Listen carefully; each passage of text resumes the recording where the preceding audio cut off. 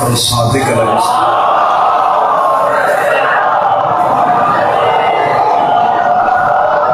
یہ وہ بادشاہ ہے جس نے دین محمد کو اپنے نام میں تبدیل کر لیا۔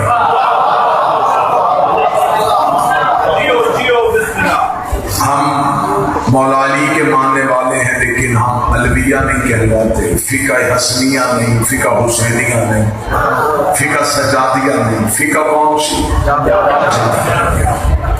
پھر اس امام کا ایک لقب صادق۔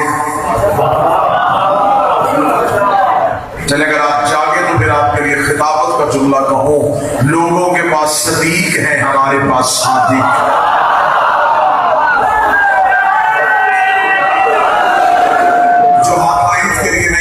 اسے فرق سمجھا دیتا ہوں، صدیق اور ہوتا ہے، صادق اور ہوتا ہے۔ جو سچ بولے اسے صدیق کہتے ہیں، جو بولے وہ سچ ہو جائے اسے صادق کہتے ہیں۔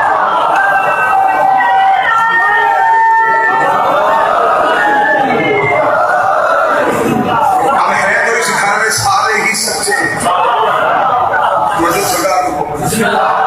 اس گھر میں سارے سچے۔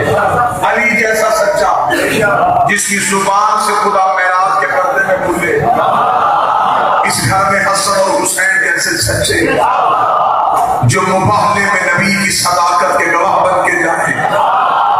تو پھر جب علی بھی سچے ہیں، حسن بھی سچے، حسین بھی سچے، سجاد بھی سچے، تو جب بھی کوئی ممبر پہ کتاب میں، تحریر میں، تقریر میں یہ جملہ لکھے، پڑھے یا کہے کہ میرے صادق امام نے فرمایا، تو کسی کے ذہن میں علی نہیں آتے، کسی کے ذہن میں حسن نہیں آتے، کسی کے ذہن میں حسین نہیں آتے، ہر کسی کے ذہن میں آ جاتا ہے۔ اگر نام نہیں لیا گیا تو یہ لقب امام جعفر کا ہے۔ تو اس لیے میں جملہ کہنا چاہوں گا کہ جب علی بھی سچا ہے تو اس صادق کہنے سے علی ذہن میں کیوں نہ آیا، حسن ذہن میں کیوں نہ آیا؟ کیونکہ علی کے دور میں دوسرا جھوٹا امام کوئی نہیں تھا، حسن کے دور میں کوئی جھوٹا امام نہیں تھا، حسین کے دور میں کسی نے امامت کا دعویٰ نہیں کیا، لیکن جب اس امام کا دور آیا کوئی گوشت کے پھٹے سے امام بن کے اٹھ کے کھڑا ہو گیا، کوئی کپڑا پھٹتا